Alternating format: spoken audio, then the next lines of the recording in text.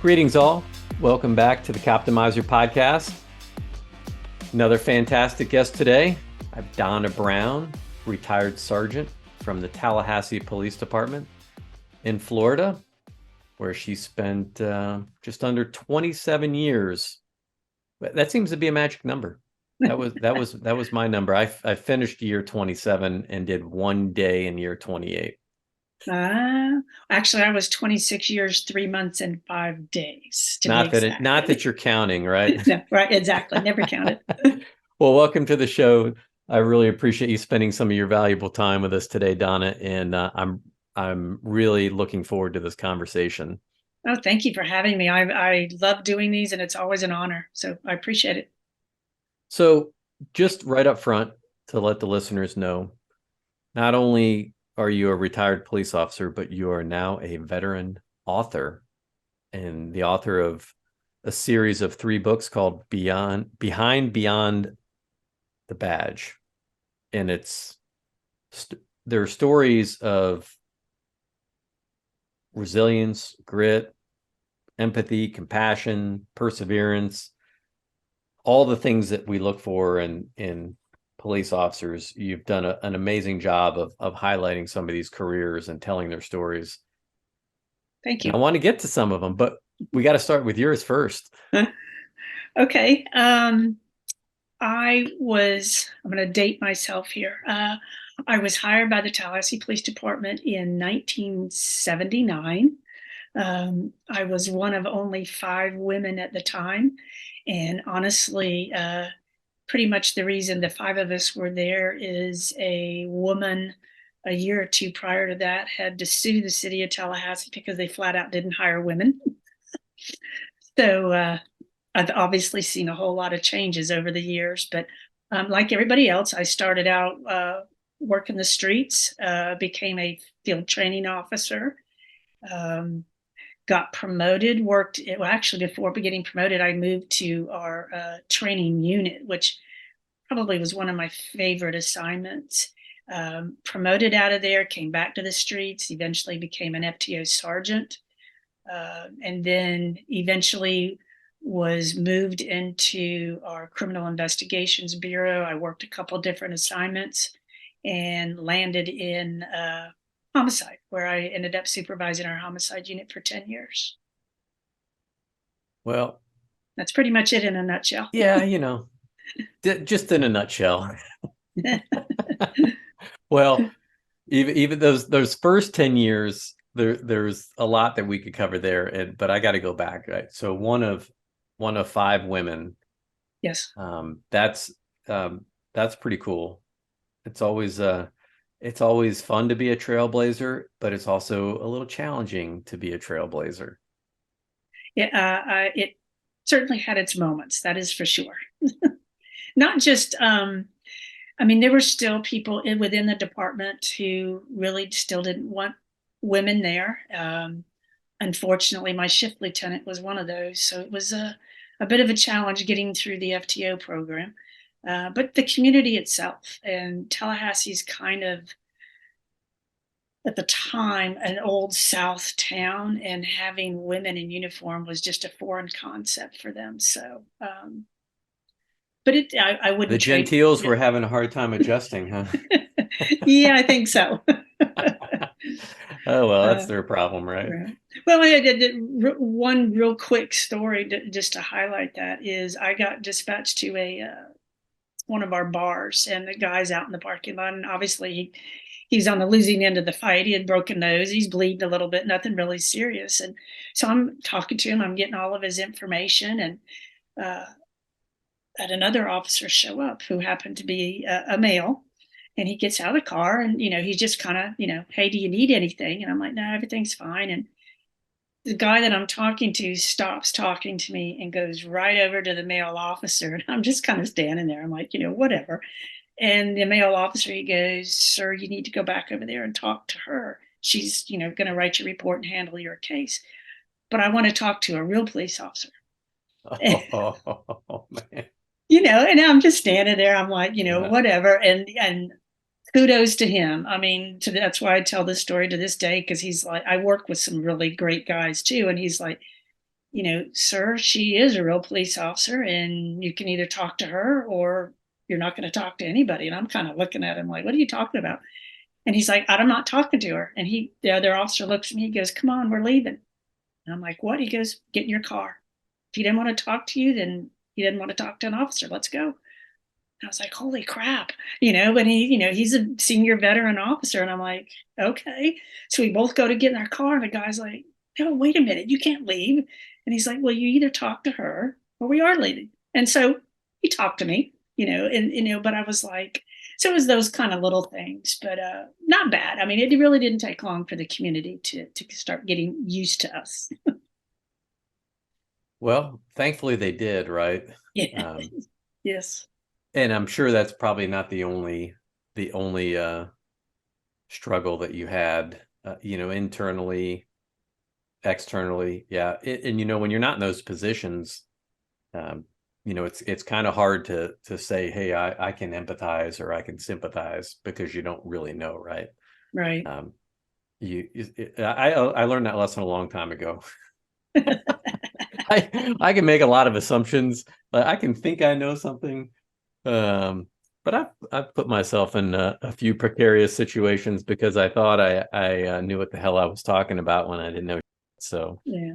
Well, probably the hardest part. I said there were five of us, and we were on different shifts for like the first 18 months. So I really hardly ever saw any of the other women. I didn't really have a mentor or somebody that I could, talk to, or, I kind of had to figure it all out on my own. And um,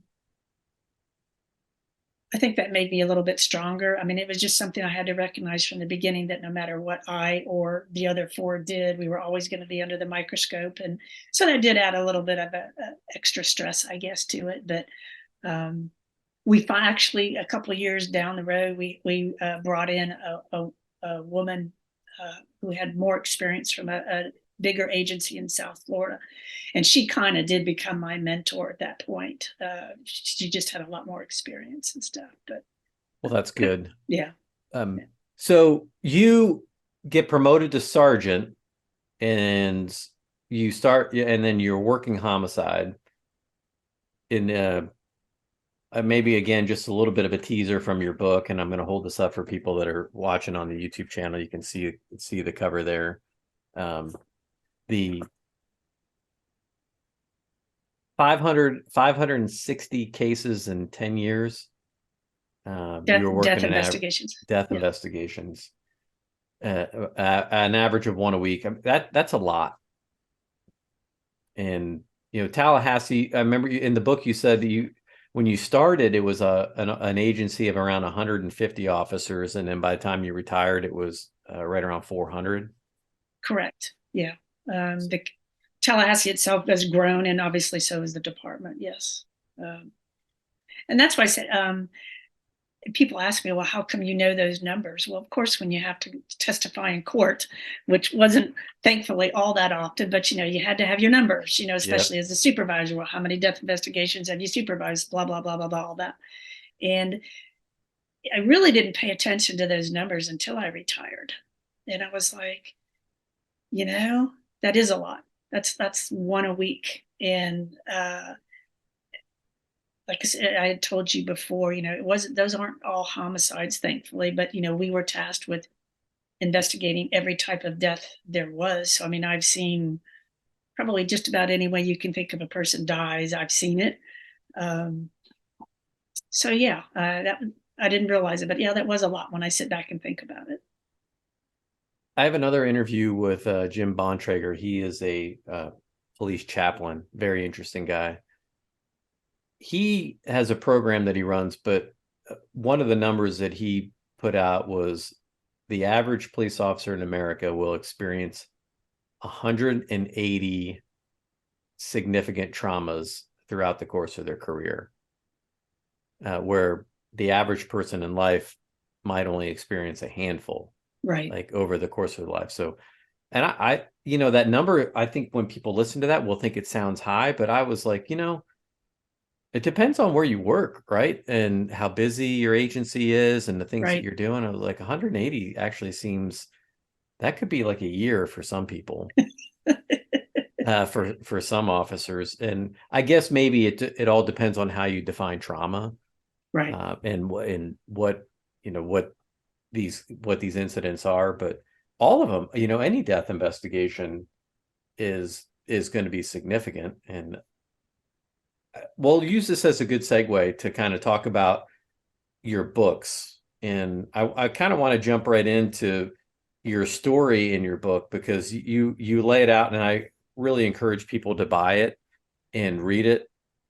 But you kind of set the tone for the way that your books are going to go with how you express yourself, and what you did in your career, and some of the things that you managed, and some of these pivotal moments in your career. What was your motivation to write these books? In all honesty, is the books were born out of anger. Um, in 2016-ish, I believe, Ferguson, Michael Brown had just occurred, 2015, 2016, I can't remember. And the climate towards law enforcement was pretty much what it is back and forth today. I know we have our ebbs and flows with it. And, being retired though, I'm like, not all police officers are bad and evil. The vast majority are good, hardworking people who love their job and love their communities. And so I was like, what can I do to humanize the badge? What can I do to get that message out to people? And I came up with the idea of, which people fascinate me. Everybody has a story, and I often get told you're very nosy. You ask a lot of questions, and that's just me. I can't help it. So I'm like, what better way? Maybe I can tell some stories. And so I came up with the idea, and I started approaching, and in volume one, everybody is retired. I wasn't sure how agencies would react so I was like, let me go with all retired people. Almost all of them I personally worked with, but every single person, and I was very picky about who I asked, and every person I talked to about it, they were like, that's a great idea. I'm on board. And I'm like, well, the books, if you're looking for, it's nothing but war stories, that's not what the books are about. I asked these people to really open their hearts and talk about the hard parts of the job, the good parts of the job, the effects it has on you mentally and physically, on your families, career defining moments, those types of things. So I actually got back so much more than I thought I would when I started writing volume one. And, in volume one, I have a guy I worked with who lost his wife to cancer. Okay. We're human. We experience all the same things that everybody else does. Another one that I worked with, his wife, serious heart disease, ended up having to have a transplant. Again, we're human. Those are things that everybody else experiences. So do we. And that was kind of the impetus for volume one. I never thought that it would be received as positively as it was. I had no intention of writing volume two. But people really wanted to know more. So volume two was born. Well, volume one was a President's Book Award winner in the state of Florida, which is pretty cool. Yeah, thank you. And humanizing the badge, I think, is really important.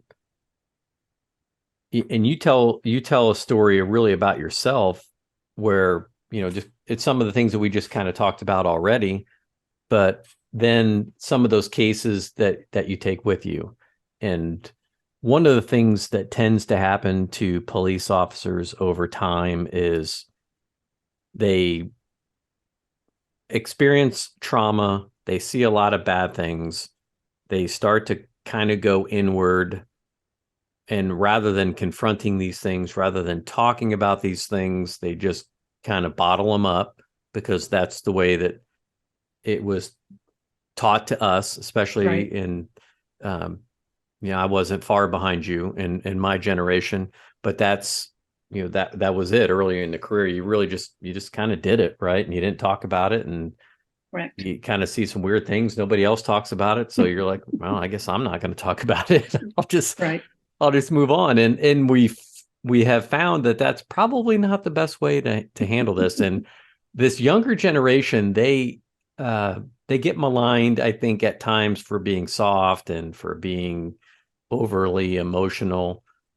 But I give them a lot of credit because they're probably going to manage the stress better in the long term. And I'm hoping that we can reverse the trend that we're seeing nationally in that suicide rates Right. being as high as they are, uh, the rates of cardiovascular disease, all the things that we see that happen in policing that aren't just a a choice that officers make, like, hey, I'm going to decide to be a miserable, unhappy, unhealthy person. Right. It's accumulation of stress and all these things that when we don't manage them appropriately, when we don't have the right outlets, that they begin to take their toll. And it's kind of like a slow poison that eats away at you over time. And it's not a matter of if it's going to show itself, but it's more of a matter of when, and how it is going to express itself. Right. So kudos to you for, I think, writing these stories and humanizing the people behind it, because community members oftentimes don't look at police officers like they're actual people, like some kind of robots that are out there just doing a job without a concern, care, or emotion in the world.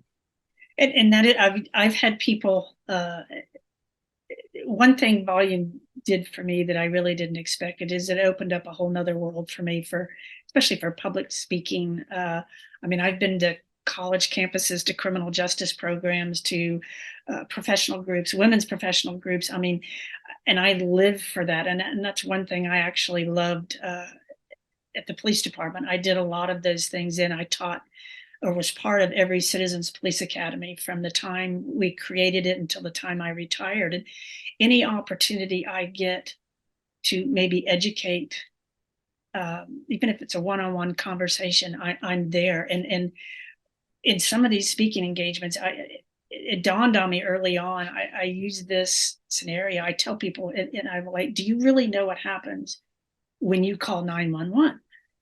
And people look at me like, well, of course, I call 911 and somebody shows up. And I'm like, short answer, you are correct.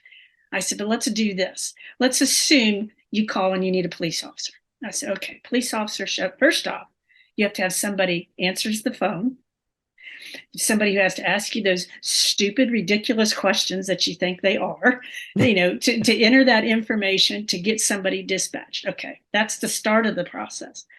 So now we have a police officer gets on scene, and within a matter of seconds or maybe a minute or whatever, they're like, oh crap, I need some other units, or I need fire, I need EMS, I need a detective, I need a supervisor, I need forensics, all these things. And literally, I watch people, their eyes open, their jaws drop. And I'm like, this is for your one call.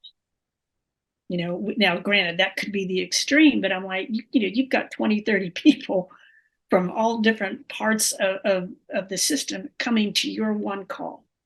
And people are like, they're like, I had no idea. People don't know. Right. And that leads, people, I had an older woman, she was 72, I think, came up to me and she goes, I've always supported law enforcement, but I've never truly thought about, you're a real people. There's a real person behind those badges. And that's why, when I got to doing that, I'm like, in the books, I had to include fire, EMS, dispatch, and forensics, which I think is the most forgotten group. No, they're not a first responder, but they sure see it, and they see a lot of it. And Oh yeah, all day long. yep. So there's at least one person representing all those groups in all the books, and just to let people know that I could never have done my job without all those people. So it's what I call my village of first responders. I like it. Well, I'm going to touch on one of one of the lines from your book is that knowledge is power. And we'll use this as our first, our public service announcement, in that if you've never attended a Citizens Police Academy, you should consider doing so. Strongly consider doing so. Yes. Because that's something that you and I have in common. You said that one of your favorite times in the PD looking back was teaching the Citizens Police Academies. And I've talked about this a couple times already on the show, but that was one of my favorite things to do as a chief. I ran the program when I was working in community outreach. And prior to that, I had little interaction with the program. And of course, like when you're a young patrol officer or you're a patrol sergeant, you're working as a supervisor, every time the Citizens Academy comes around, you've got 20, 30, 40 people coming through these programs, and you've got to schedule the ride-alongs, get people out there, and it becomes a management task. And when you don't really understand the benefit on the back end, or you don't take the time to consider the benefit on the back end, sometimes it feels like a responsibility and not like something like, oh man, I really want to do this. But as you start to mature and you realize, wow, it really helps when I've had at least one person on my jury that's been through the Citizens Police Academy, or some person that's attending a city council meeting that's attended the Citizens Police Academy. And then you start to see the people that have gone through this program, and you see them at different community meetings or interacting in different ways. And they are all advocates for your police department. Because I can tell you this, I've had some very outspoken, especially post Ferguson days, a lot of people that came in, citizen reporters, others, they're secret, investigators, and I'm going to come in here and I'm going to uncover all this secret, untold corruption inside the police department at week one. And you can pick them out. They're so easy to pick out just by asking a few questions. And I would never call them out, but you just know. And then by week 10, they're some of your biggest advocates at the end. They're like, wow, I didn't realize all the stuff that goes into policing. And this is going to be my mini soapbox with that. Is I sometimes get from people, officers, who are like, they get upset when people ask questions. They feel like they're being questioned, and why are you doing that or whatever. And I'm like, you should seize those opportunities. And I give this one real quick story. I offer it. Is I was asked to teach or be a guest at a criminal justice class at Florida A&M University. We have two major universities here in Tallahassee. And this was several years ago. And of course, it was supposed to be about women in policing, and which it never stays on that topic.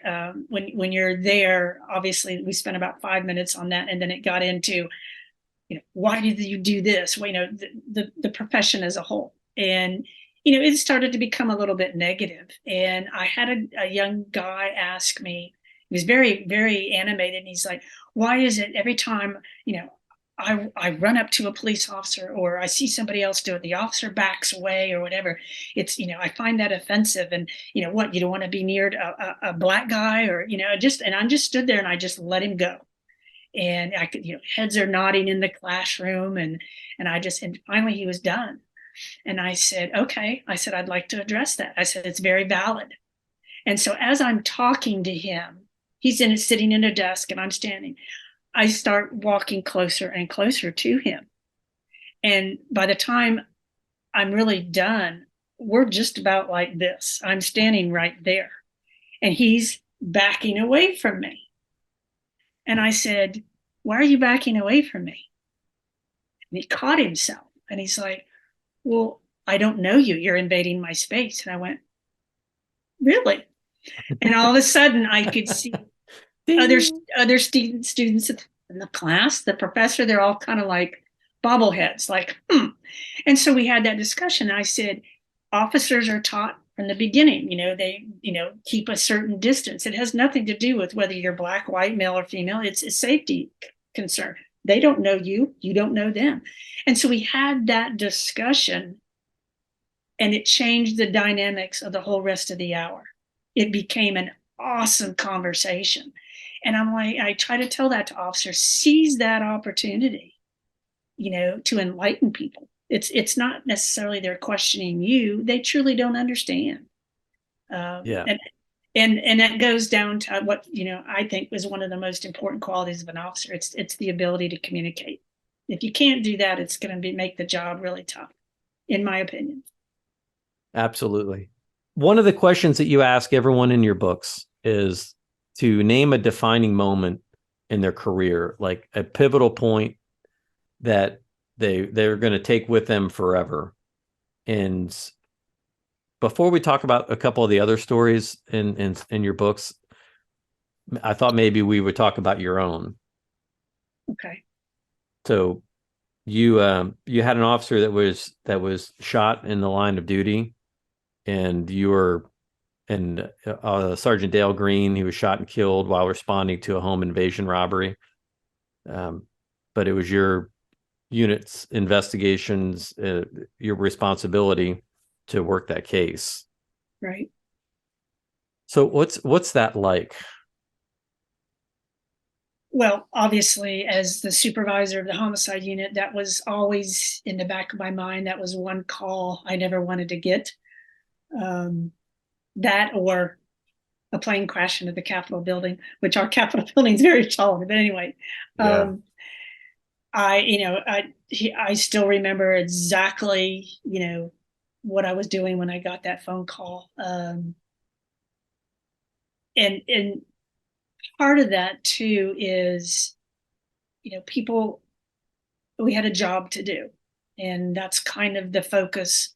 I didn't I didn't have time, nor did the investigators in the unit, nor did our forensics people.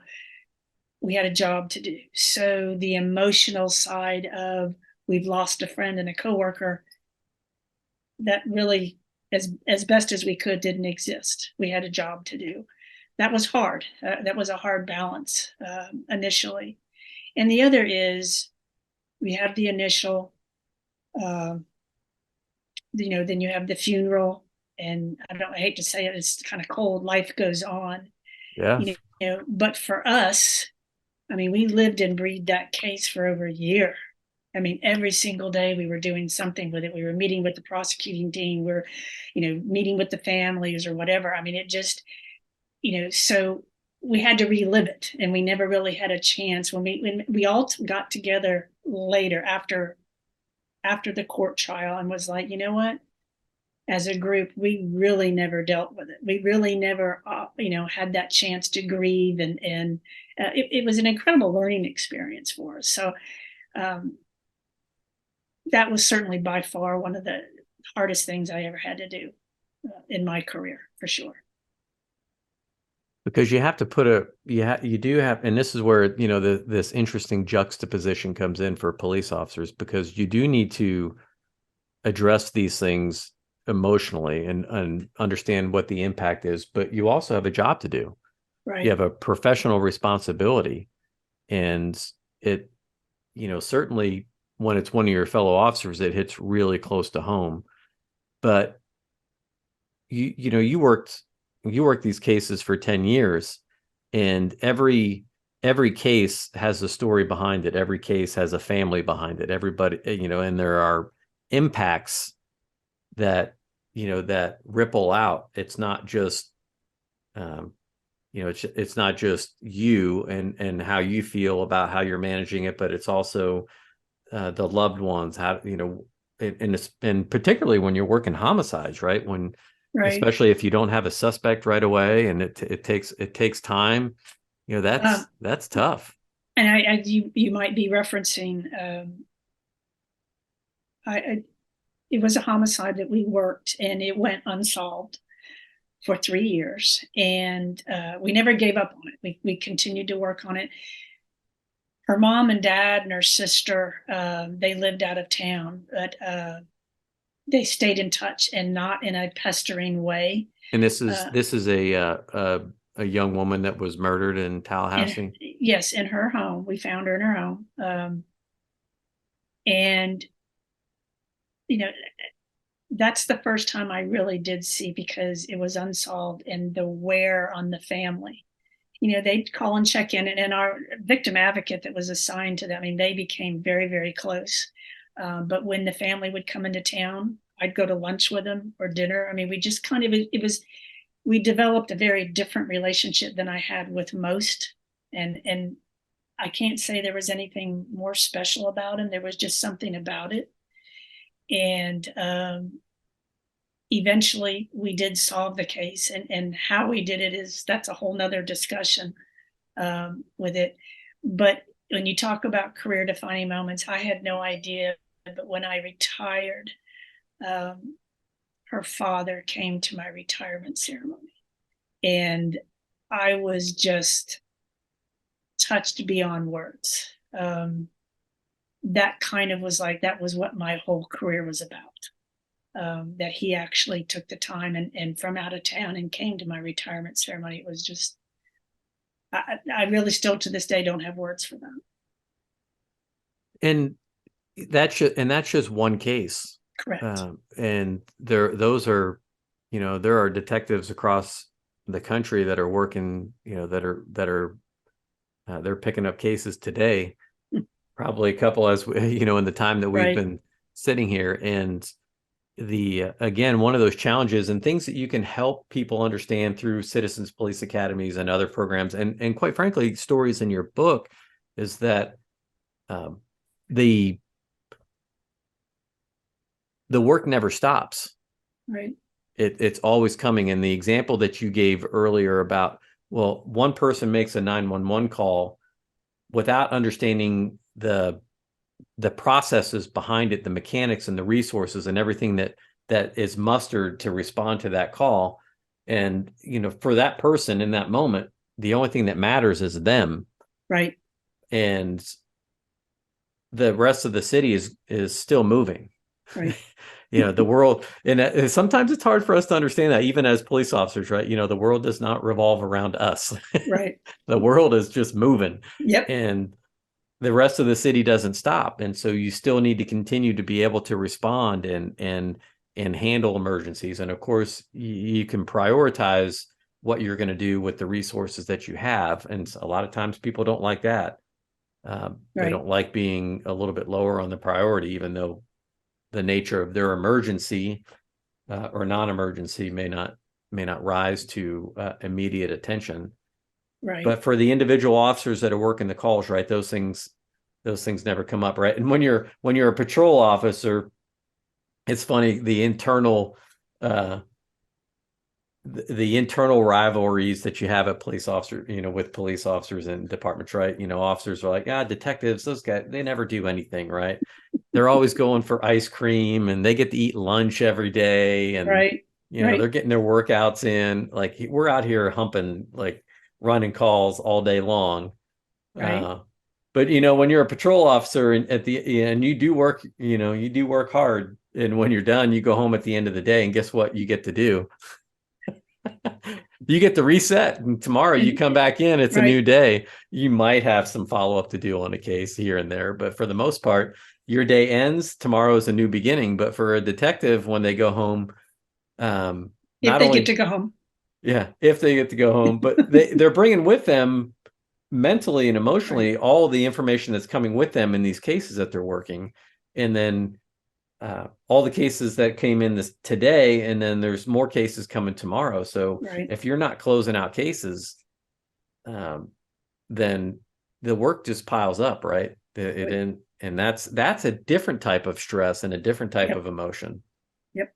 Well, and then, sometimes, and over the course of that 10 years, we had minimum case numbers that you had, you have to work so many cases a month. And I mean, just, when you add some of those other things, it just makes the job a little bit more difficult. But I think career defining moments in so many different ways are the things that people need to understand. And for me, there were two others, and I really don't want to, I want to get on to other people. I don't really want this to be about me, but both were fairly early in my career. And one was we talked before we went live about the emotional wall that goes up. Right. And I was a patrol officer working nights. I got dispatched to hit and run. It was a pedestrian. And when I got there, gentleman, the victim was laying in the street up against the curb, obviously had serious injuries. It was apparent to me he had fluid and some mass coming out of his ears. And there were some people standing up on the curb and they're yelling and screaming at me, do something to help him. And, I got down and I'm looking at him and I'm talking to him and I'm still waiting on EMS. I don't have a backup at the time. And I'm like, this guy's just not going to make it. So I went to the trunk of my car. I got a blanket and I came, and all this time, these people are yelling and screaming, "You're not doing anything, help him." And I covered him up with the blanket. I got down there, I held his hand and I just talked to him, and he could kind of follow me for a little bit. And then he died. And they're yelling and screaming at me, and, you didn't do anything. And seriously, I felt my emotional wall just go up. And from that point on, I don't want to say I was cold, because it actually served me well throughout my career. But there was that emotional distance that was created right then and there. And it took a while after I retired to start to bring that wall back down. And I would imagine every police officer probably has a moment that's similar to that.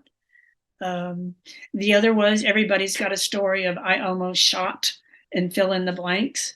And mine was the very first time I pulled my gun and pointed it at somebody who had a gun, and I had every right to shoot him and I didn't. And it all worked out. But I knew it, but until that moment, how much responsibility I carried, how much, I don't want to say power, but for lack of another word, I had the power to take a life. Those are, and I think, whether officers admit it, those are internal struggles and realizations all of a sudden of like, wow. So those are the kinds of stories that I really wanted to get out in the book, and all three books. And I think they've evolved. Like with volume 3, we get more into the mental health side of it because of those types of things. So I said, if people are looking for war stories, there are war stories, but they serve a purpose. They're to tell a different aspect of the job. Yeah, and that's what I think is so unique and so powerful about your books, is it really, I found myself at times wanting to know more about the case, but but I knew that wasn't the intention, because this was really more about how people responded to it and how it impacted them as people, not just as police officers. Correct. So it's a great way to segue. So if we go to book 3, sure, and your story about Detective Dan Bright, a police officer from Colorado, that story in particular, I think, it kind of like encapsulates everything about policing today that, and I think we're getting better at it. We still have a long way to go, but yeah, that's a tough case. Dan's story, and I think I mentioned in the book how I came across Dan. It touches on everything. I mean, Dan's a veteran, but he's shot in the line of duty. He's paralyzed from the waist down. He's in a wheelchair. The dark place he went, he's open about that, including suicidal ideations with that. Thankfully, that didn't happen, but he goes through that whole process and how and why it didn't happen. How he came to terms with all that, and kudos to his agency. A lot of agencies would have written him off. He's still working. He's still a sworn officer. He's now the department's wellness coordinator. He and his wife, who is also a law enforcement officer, are both getting their master's degree with their goal, and should be soon, becoming licensed therapists to deal with nothing but first responders and military veterans. And it's just a phenomenal story. If and I tell people that's one thing I like about the books too. One, they're standalone. You can read volume 3 without having read volume 1. If you're looking for particular stories, then you can just read a story in the book. It's not like you have to read a whole bunch of chapters. Everybody in the books are just, they hold a special place for me. Well, I'll just say this: if you're a police leader, if you're a police administrator, and even if you have an existing wellness program, read this story, because I think there's a lot that everybody can learn. And when I got done reading that, I was just like, and I feel like I was pretty progressive, but we in our post-career evaluation, right? You're always it gives you a time to actually kind of like reflect and look back, and not only some of the opportunities that I've had since I've retired aren't not just my own self-reflection, but being able to watch and see what others are doing. And when you're working it, that's kind of hard sometimes, because you're busy with your daily grind, and you're trying to do the best that you can. But his story is really powerful in that because it takes you through the whole event, and you kind of get to look back on the process that he went through as an individual, the struggles that he went through, and the fact that he is open and shares so much with you I think is really powerful. So if you're a young chief and you're not really sure about what a wellness program should look like, this would be one of the first people I would call and hear this story, so you understand. All right, this is what a comprehensive program is going to need to entail. Well, and that's one of the neat things with Dan too, and that leads into how I met him. I had our local sheriff's department, their new, well, she's not new now, but at the time, their wellness coordinator. She's a licensed therapist, and it's funny. I actually had worked with her stepfather, or not stepfather. I'm sorry, her father-in-law. Because I'm like, you have an unusual last name, and she goes, I know. Yes, it's you probably worked with my father-in-law, which I did. But so she kind of had an in, to the profession. But she said, I read your book, and she said, I'd like to sit down and talk to you and pick your brain. So I met with her. We had coffee, and then I said, look, I'm looking at writing volume 3, and she had met Dan, and Dan very open about any agency can call him, and he will help them or offer suggestions how to set up their wellness program. So I'm glad you actually give that plug for him, because he is that kind of guy too. He's willing to help for sure. And so programs need to be comprehensive. His story is obviously, thankfully, it's not a common story. It's right. Those things are pretty rare. They happen more than we would like to admit. But also the fact that he's, his spouse is a police officer, and she's responding to the same call. Right. She's a negotiator. He's a SWAT officer. And she finds out over the air that he's been shot. That's crazy. That's now only do you have to manage your professional responsibility. You're also trying to manage these personal thoughts that are going through your mind. Well, even his thoughts, I probably, people think I oversay it. I am incredibly honored to have written every single one of these stories. And this is that they trusted me. They opened up to me and trusted me. But when he talks about, the bullet actually didn't paralyze him. It was a choice that the surgeon made, which was to save his life. They had to cut off the blood supply. And that's why he's paralyzed. I mean, you're right. He goes through this from point A to point B. And I'm not real big into, again, the war story, but all of that was so important to his story, and to the aftermath. He's just a phenomenal individual. He really is.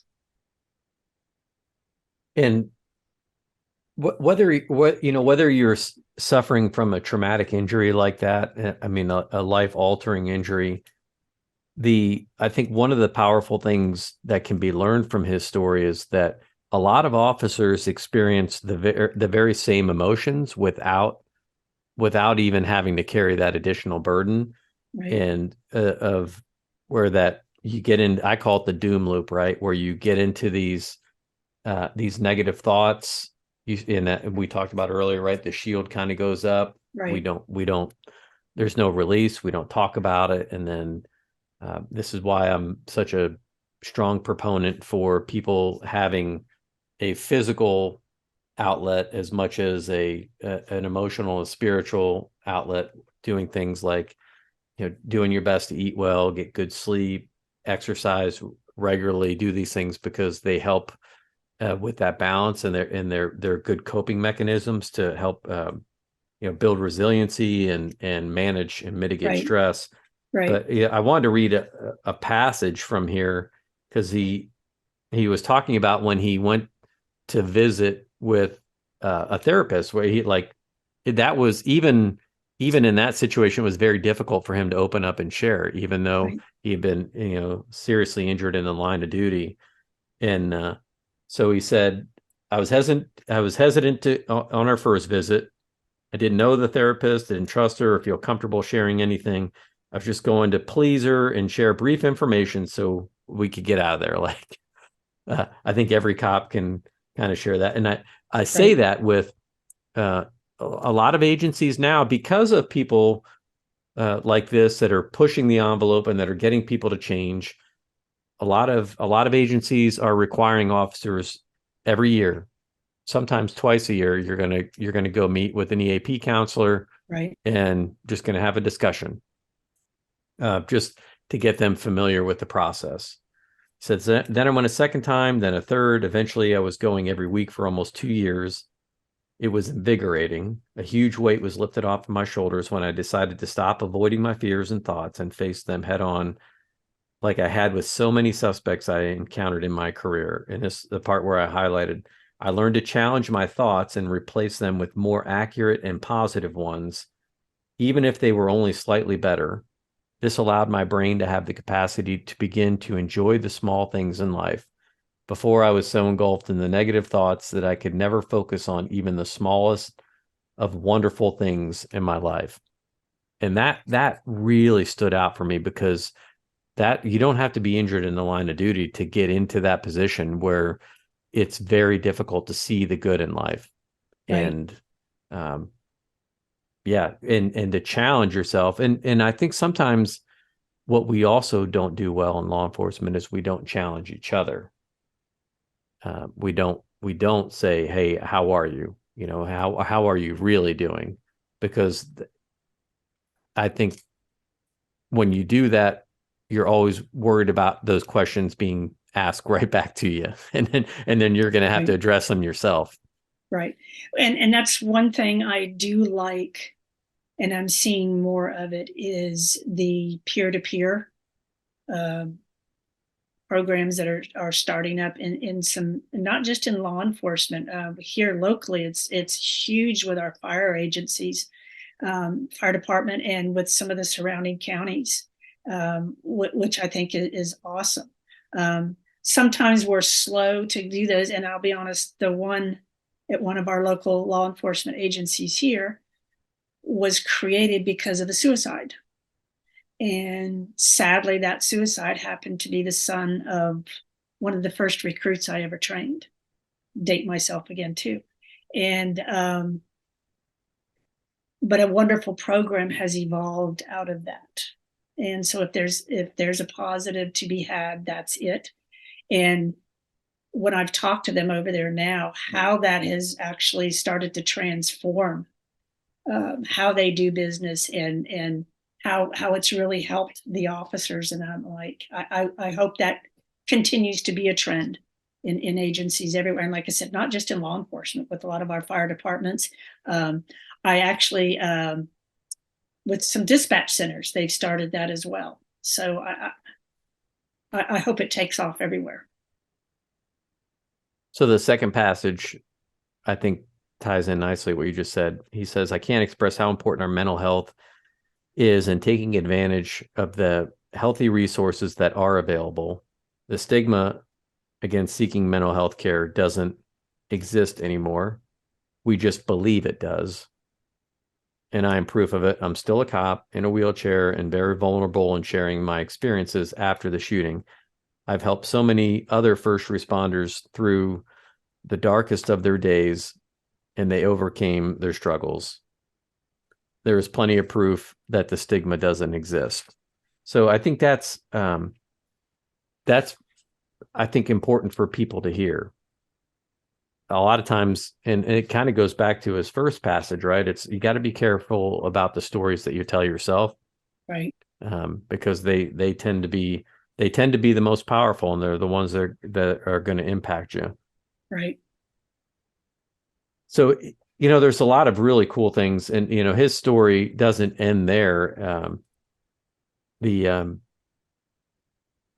He talks about not only just his struggles and his recovery, but then his fight to get home, to be home by Christmas, and then he's there, and then and then after that first goal comes and goes, and now he's left with the reality that, hey, I'm here by myself, my kids are in school, my wife's at work, and I'm here, and that's kind of what led up to some of these things. But he had a story in here where he talks about his friend Right. that he was in the Marine Corps with, that Yep. was came to the hospital, spent time with him, didn't leave his side, was with him, and then later on they travel out to Washington D.C. They go to they're out there for National Police Week. Right. They go to baseball games.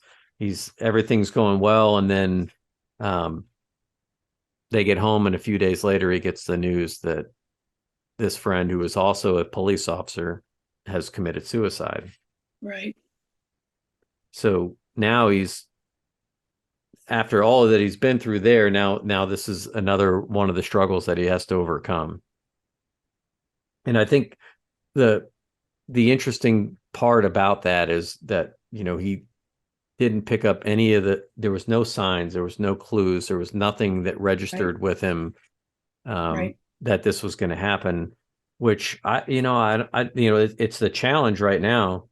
But he has a line in there where he said, and where he was frustrated with that he didn't recognize anything. And he said he was in referring to his friend, he said he did such an excellent job at disguising his own internal battles, as just about every first responder does, that I never got a chance to connect with him on that level, because he didn't understand what he was going through. So, wow. Yeah. I'm a firm believer that there are no accidents. It, sounds cliche, but things happen for a reason. And Dan's story is just, I mean, it's phenomenal, and how I ended up, and then, sadly we've not personally met. We've talked on the phone, we've texted, we've emailed, we've zoomed, we've just, and that's kind of the sad thing with volume 3 is which I wanted to get the stories out of Florida and all across the country, which I did, but I've not actually personally met some of these people. um, Dan's at the top of my list, to do that. So um, but I appreciate you. I said, if people, I think chiefs and other administrators would get a lot from Dan's story. I think the books serve a purpose for families of first responders. I've had a couple police explorers come up to me and say, "Oh my God, I loved your books. I think they give me an insight as to what maybe I can expect as a career, as a first responder." Citizens who just just like I said before, I'd never thought about first responders as humans. Um, so I think the books have a place for a little bit of everybody. Well, um, we've been going for a while, and I knew this was going to happen, and we've only touched on two stories. So let's I just wanted to maybe take a few minutes and really have you touch on any of the other stories in here that we haven't talked about, or I Sure. know they're probably all powerful and all important to you, but just kind of based on the way that today's conversation is going, what are some of the other stories that are maybe coming to Well, front listen, of mind? they're all, each story has a story. They're like And kids, right? We love all our kids. right. And I told their stories for some for one or two particular reasons or whatever. And I touched on a couple, one whose wife died of cancer, the heart transplant. Volume two, and like you mentioned, it is not a normal, it doesn't happen every day. Um, this officer, real quick, I said, I know we've been talking for a while. He's getting ready to go work off duty, FSU home football game, which we all had to do. And so he's getting his stuff ready to go, and he hears sirens, and one of his kids comes and says, Dad, there's sirens coming down the street. And all of a sudden he starts hearing gunshots. And he looks out and he sees fire truck. And then he sees there's a house down the road that's on fire, but he's hearing gunshots. So he gets his wife and his kids, and he's like, gets them in the bathroom. He's like, stay here. He gets his vest on, he gets his rifle, he gets his radio, and he's like, I'm here, it's right outside my house. He sees a fire truck is taking on gunfire. So the fire truck's backing up out of the area. So he sees a deputy, our sister agency. He's with my old agency, the police department. So he gets to this deputy. He's been shot in the back, but his vest, took that impact. So he's like, what's going on? He's like, we got here and we immediately start taking gunfire. He gets him to safety. Well, they end up engaging the shooter. And the officer's story that I'm telling, he engages and he shoots and kills this person. It was a set up ambush. He had set his house on fire to draw the first responders there. That's why he was shooting at firefighters, whatever. Unbeknownst to him, at that time, the other deputy had been shot in the head and killed. He didn't know that at the time. He also didn't know he has a big picture window at the front of his house. His wife and kids had come out of the bathroom and watched this whole thing transpire, watched him engage the shooter, and he shoots and kills. They see all of this. Like I said, this is not a normal story. No. So, that doesn't happen every day. But Scott opens up a lot. Obviously, not that it, and the story was not, people don't like to take a life. It's not something they get up in there every morning and go, oh, I'm going to go shoot and kill somebody today. The impact it had on him, his wife, his kids, so bad with his kids, they had to sell the house and move. And every time the kids heard a siren, they would, scream, Daddy's going to get hurt. So they've been through it all. And it was to highlight what this job can do. And people need to know that. Of course, Scott won all kinds of congressional awards. And, he's just one of the most humble guys you would ever meet. And again, I was absolutely honored that he, willingly opened up to let me tell that story. Every story in all three books aren't that dramatic or with Dan's, but every story does have a story and a purpose. And I'd encourage anybody, if you don't like law enforcement, to read them. But well, maybe even more important. Yeah, for people that don't have the proper level of right, respect for the profession. I'm gonna call him out. He knows I do this, and he doesn't mind it. I don't know if you're familiar with Ernie Stevens. There's a Emmy-winning HBO documentary called Ernie and Joe Crisis Cops. They worked in the mental health unit at San Antonio. They both have since retired.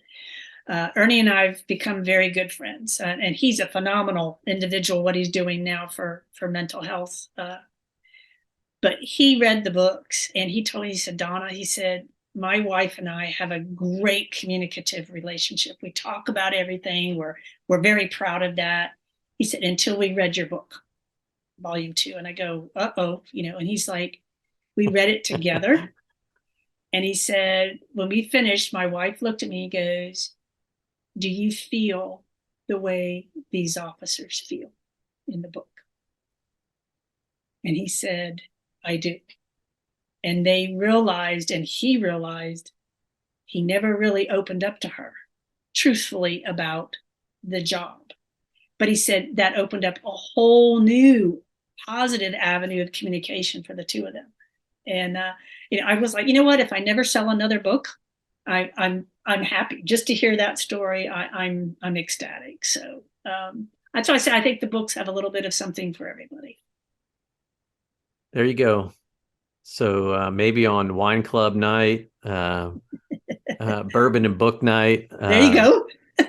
Yeah, we should do that. We should just, and we could do it via Zoom, right? You don't have now. That was a great thing about COVID. And funny, we should mention that because speaking of these, like one of my best friends from the service, we were roommates in South Carolina in the late 80s. We were Air Force security police, but he went on to be a New Mexico state trooper. And his last few years, he worked as he was a motorcycle officer, and then he worked as a PIO like towards the end. But just yesterday, I came across a feed from a gun battle in New Mexico that happened last May, and it was crazy. I think you could just jump on YouTube and just do a search like New Mexico State Police, and it was sadly there an officer was killed in the line of duty, a trooper.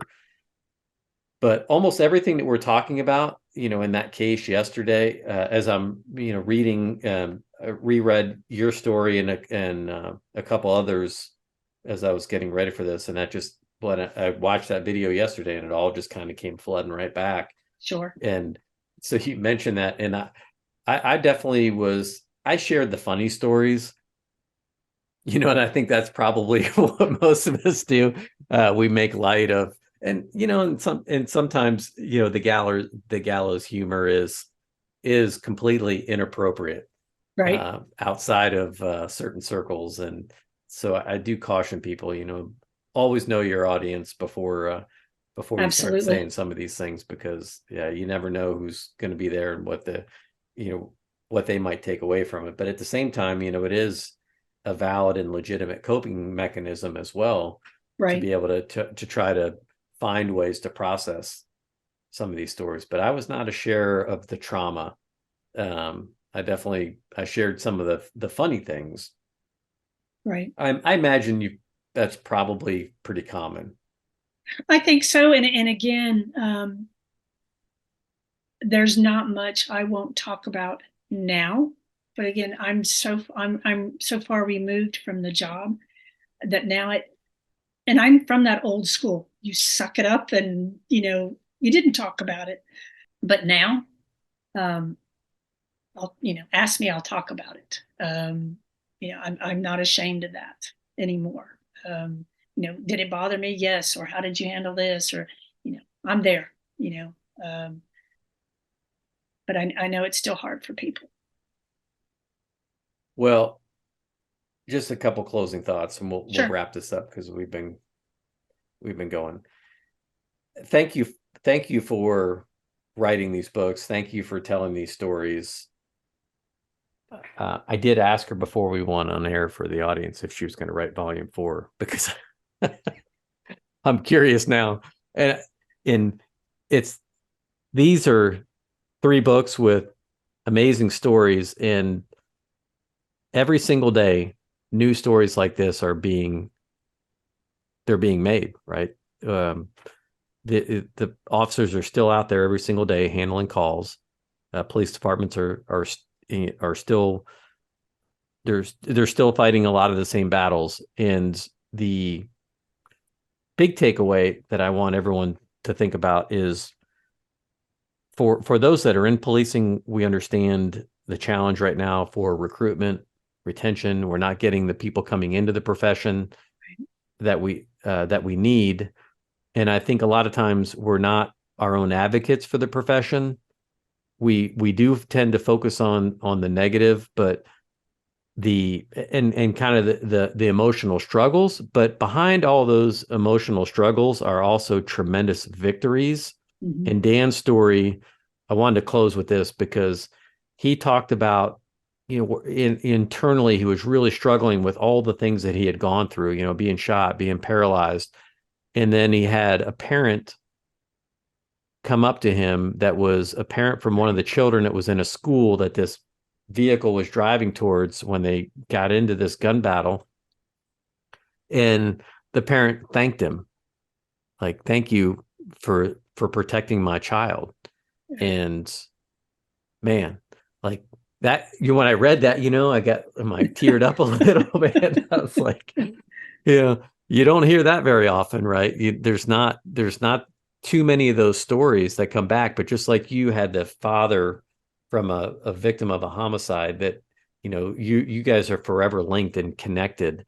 And Right. these are the things, there's not a lot of professions that are out there that you can form these types of emotional bonds and these memories, and to know that you have made an impact in somebody else's life. Yeah, the pay is not great. Yeah, the struggles are real. The shifts are terrible, but not always. There's a lot of tough things, but there is so much good that police officers do. And they're so important to our society and our way of life. And that if we don't have good people coming in, I worry about the future. So be an advocate for the profession, read these stories, know that we can do better.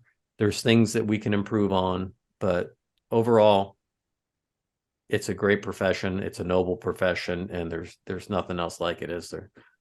No, there isn't. And I tell people, if they're struggling, remember why you got the job to begin with. I know sometimes days aren't real easy. Um, but and the vast majority of people in this country support law enforcement. It's that loud minority that gets the press. And that's hard to tune out. I get it. Just remember why you do the job. It's rewarding in so many ways. All right. So I like to ask this question to all my guests. Sure. And you're not allowed to say your own book. So I like to know what, if you've read something recently that you really liked, that you found that was powerful, that you learned something from. And I can say that I've read 3 books here. I haven't made it through all the stories, but I've made it through a lot of them. And the great thing about your books, by the way, one more plug, is that you can pick them up and read one story and then set it down. Yes. And then you can come back to it a couple of days later, pick it up and read another one. And that's almost how I would recommend people to read your books. I mean, now you may just get into it and just burn through it. But it's kind of cool to just read one and just kind of think about the story and the why behind it.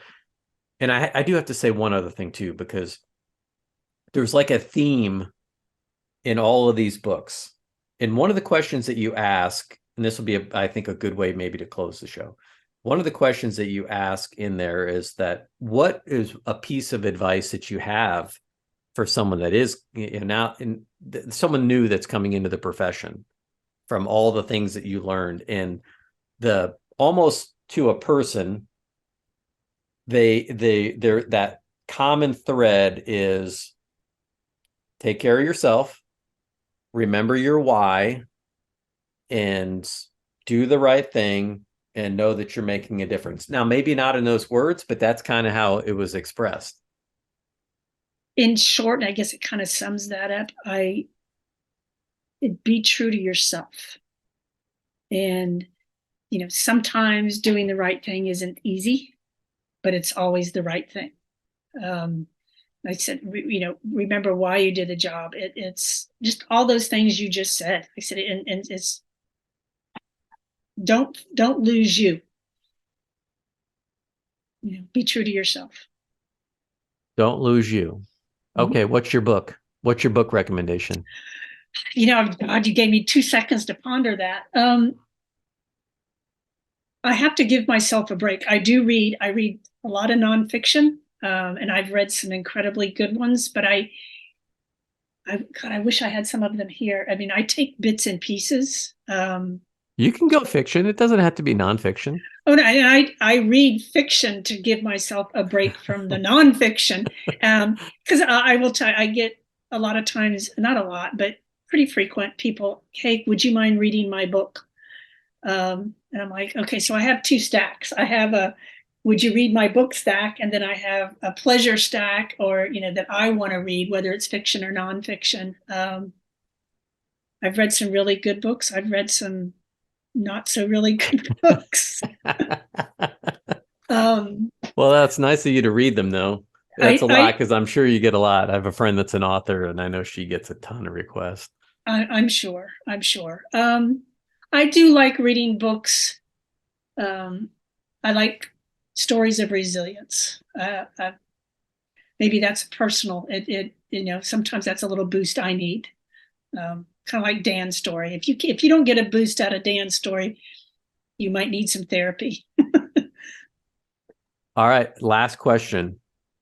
Since you're not going to give me a book. Sorry. I put you on the spot. What piece of advice would you have for someone that's getting ready to enter the profession now? Now that not only have you led an amazing career, we're a pioneer, now you're an author, and I'll call you an expert on policing, a lot of things in policing. So what would be your piece of advice?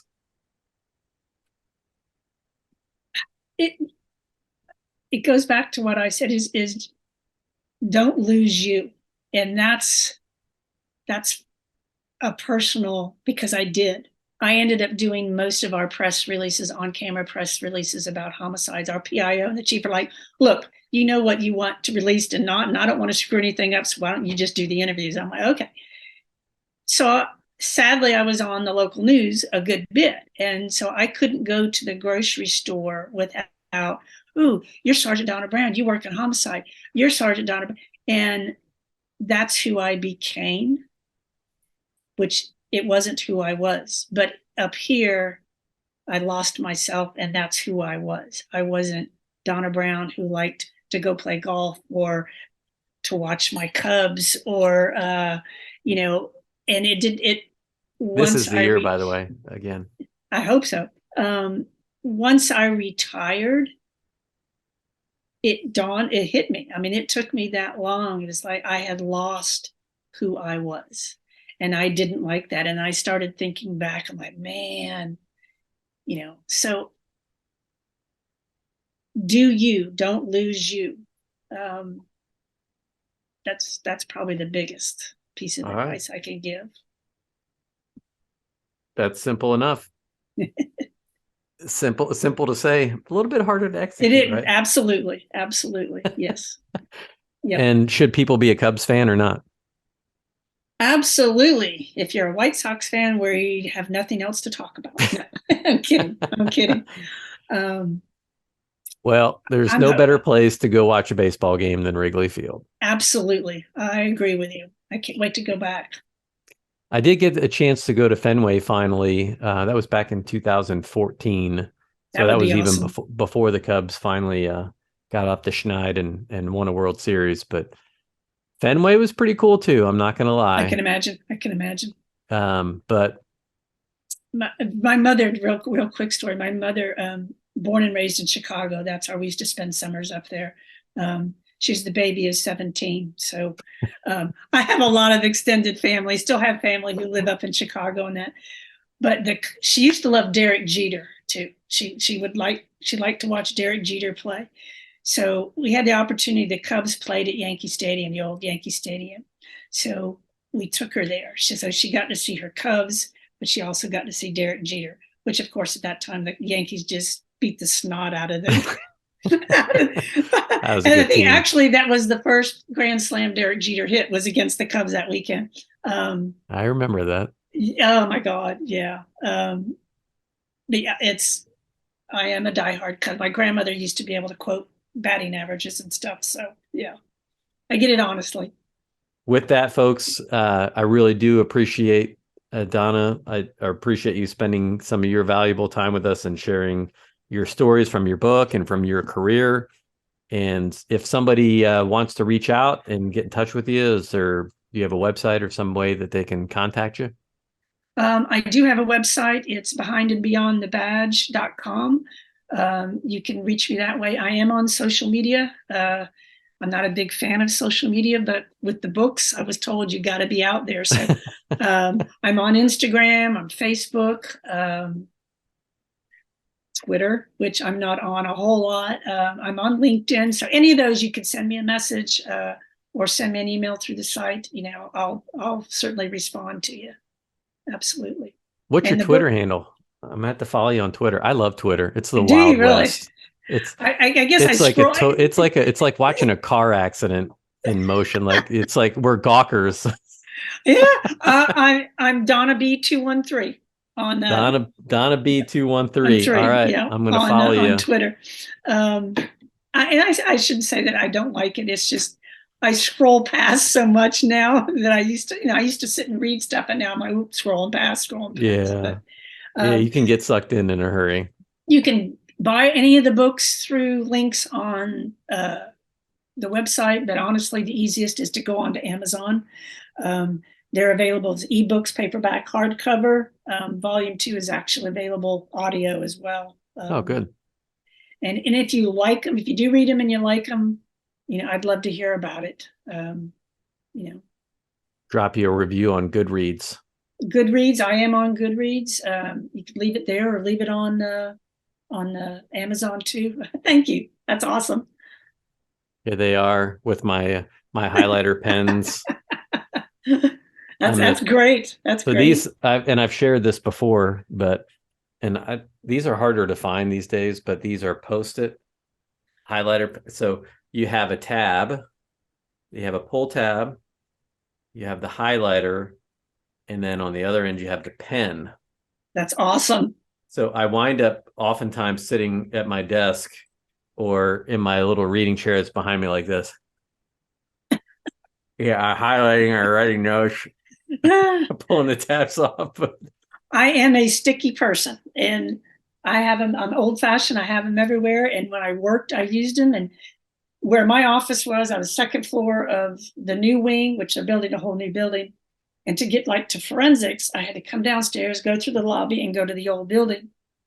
And I can't tell you how many times I would get to the lobby and stop and go, where the hell was I going and why? I have to go all the way back up to my office in the second floor. So then I started just writing out stickies and putting them on my chest. And everybody just started laughing. It's like, Sarge. And I'm like, I'm not forgetting anymore. Well, I'm a sticky person. A lot of things bouncing around up in those noggins for the supervisors. All right, folks.